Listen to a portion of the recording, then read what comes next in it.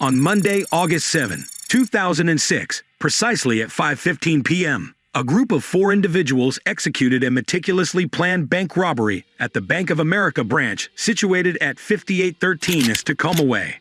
The perpetrators were dressed in loose attire, concealing soft body armor underneath, and their faces were obscured by balaclavas.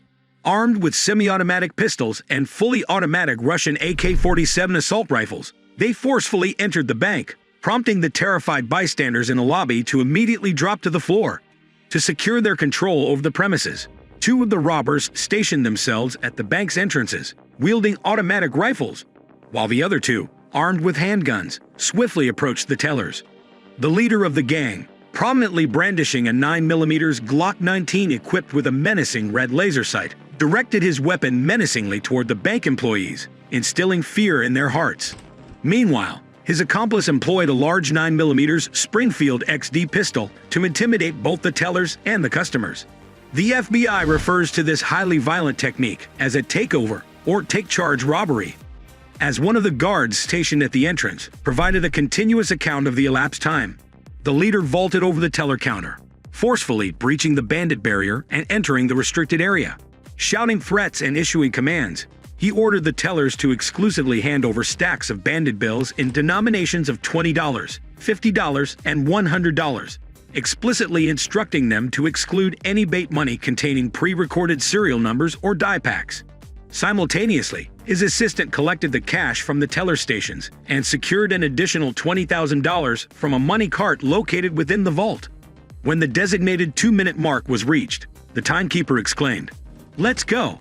The gang swiftly exited the bank, carrying duffel bags bulging with the spoils of their heist, totaling $54,011. They sprinted down a side street, disappearing into an alley, where a getaway vehicle awaited them. With exceptional military-like precision, the robbery, captured by the bank's surveillance camera, concluded in a remarkably brief span of 2 minutes and 21 seconds.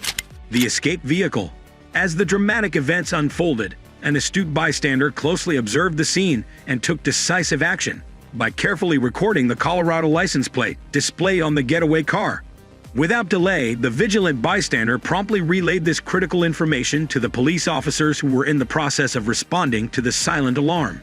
By sheer coincidence, the bank robbers had managed to detach the rear license plate from the vehicle during their escape, yet overlooked the one affixed to the front bumper. Following a thorough investigation, the license plate details led law enforcement authorities to a silver 2000 and one 4-door Audi A4. The vehicle was registered under the names of a 19-year-old named Alex M. Blum and his father, residents of Greenwood Village, Colorado. It came to light that Blum held the rank of Private First Class, E3, and was assigned to Company C, 2nd Battalion, 75th Ranger Regiment stationed at Fort Lewis. This crucial information was acquired by the FBI, contributing significantly to the progress of the case. On the morning of Tuesday, August 8, the diligent efforts of the FBI yielded a breakthrough when their agents successfully located the aforementioned vehicle. It was discovered parked inside a secured parking lot situated within the confines of the Ranger compound. Recognizing the vehicle's significance as a vital piece of evidence, immediate action was taken by the FBI agents, resulted in the impoundment of the Audi A4. The discovery of the getaway car within the fortified premises of the Ranger compound provided a substantial lead for the ongoing investigation, and the impounded vehicle would serve as a crucial element in building the case against those involved in the audacious bank robbery. Evidence. While awaiting the issuance of search warrants for both the Audi and Blum's private quarters, FBI agents received crucial information from Captain Clinton Fuller, the commander of Company C. It was discovered that the entire company had been granted a 2-week furlough on the day of the robbery. Thankfully, Blum's roommate remained within the confines of the Ranger compound and was able to provide valuable insights into the identities of the robbers.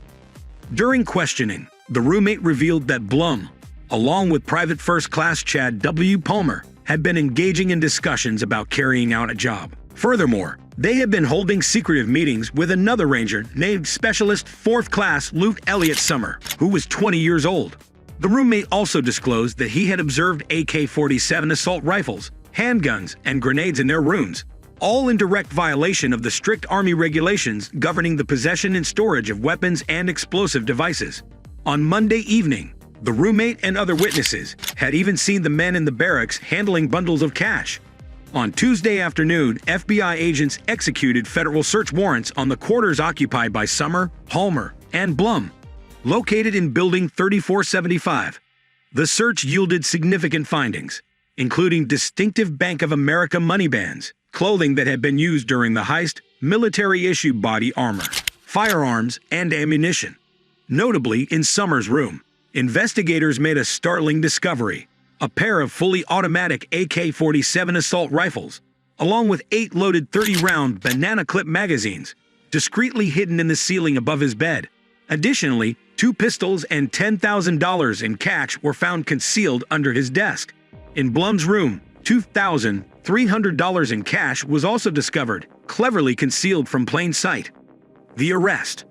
On Wednesday, 9th of August 2006, a series of arrests and confessions unfolded following a bank robbery case. Alex Blum was apprehended by FBI agents on Wednesday, August 9, at his parents' residence in Greenwood Village, Colorado. Blum had coincidentally left Fort Lewis just hours before the FBI's arrival, taking a flight from Seattle-Tacoma International Airport to Denver. He confessed to being the getaway car driver, receiving a payment of $10,000, and provided information on other individuals involved. One of them was Luke Summer, who recruited 2 acquaintances from Canada for the heist. On Thursday, August 10, Chad Palmer was arrested at his parents' residence in Chesapeake, Virginia. Palmer, found with $9,000 believed to be from the robbery, confessed to serving as one of the armed guards during the operation and provided detailed information about its planning and execution. A significant revelation came from Captain Fuller, who informed the FBI that Luke Summer, holding dual U.S.-Canadian citizenship, intended to travel to British Columbia. Summer planned to stay with his mother in Peatland, near Kelowna, to evade authorities. Acting on this information, the Royal Canadian Mounted Police, RCMP, arrested Summer on Friday, August 11, at a supermarket in Peatland. He was subsequently incarcerated while awaiting extradition proceedings. During his time in custody, Summer admitted to being the mastermind behind the heist and supplying the weapons, claiming his motive was to expose alleged atrocities committed by U.S. troops in Iraq and Afghanistan. On Sunday, August 13, Tegwer Robertson voluntarily surrendered to the FBI after crossing the border. Following Summer's arrest, Robertson's parents contacted the RCMP, expressing their son's remorse and willingness to turn himself in. On Monday, August 14, Robertson was charged with armed bank robbery in U.S. District Court in Tacoma. He provided information about another participant, an 18-year-old named Nathan Dunmall, who served as the other guard wielding an AK-47 assault rifle inside the bank. Dunmall was subsequently apprehended in Chilliwack by the RCMP on Friday, August 18, and released on bond under house arrest pending extradition procedures. In August 2006, all 5 individuals involved in the bank robbery, including Luke Summer, Chad Palmer, Alex Blum, Tegwer Robertson, and Nathan Dunmall, were indicted by a federal grand jury in Seattle. They faced charges of conspiracy to commit armed bank robbery, and brandishing firearms. 2 additional individuals from Fort Lewis, Corporal Richard Allen Olinger and Specialist 4th Class Scott A. Byrne, were implicated in connection with the robbery. On Tuesday, August 22, 2006, FBI agents discovered weapons and explosive devices in Olinger's private storage unit, which he admitted to storing for Summer. However, Olinger denied any knowledge or involvement in the bank robbery. He was formally charged and pleaded guilty to possessing unregistered destructive devices, awaiting sentencing. During an interview on September 28, Scott Byrne revealed that he assisted Summer in planning the heist, but did not participate. Byrne disclosed Summer's intention to use the stolen money to establish an outlaw motorcycle gang in Kelowna, aiming to challenge the Hells Angels' control over criminal enterprises in British Columbia. Initially considering robbing a casino, Summer followed Byrne's advice to target banks instead. Byrne was charged with conspiracy to commit armed bank robbery on Wednesday, November 29, 2006, and later changed his plea to guilty. On the same day, Alex Blum and Tegwer Robertson also pleaded guilty to their charges before the court.